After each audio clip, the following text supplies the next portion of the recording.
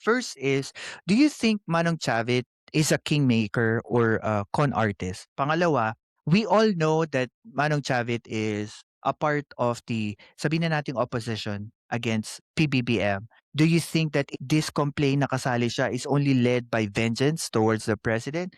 And I think third, sobrang ingay nila ngayon having that complaint na hindi naman nila ni-refile, does it make any more sense for them to talk in public knowing na wala naman silang yagballs to present that complaint again? Yan. So, 3 questions po. 3 questions. First, yung kay Chavez, con artist. Ang tingin ko sa kanya, hindi siya kingmaker. Kung ikaw ay isang kingmaker, tinitignan mo is yung magbe-benefit yung ginagawa, yung pinapasikat mo or yung ginagawa mong so-called king. 'Di ba? Magbe-benefit siya ng maganda, ng maayos para nga umangat siya, inaangat mo siya. Hindi yung hinihila mo pababa.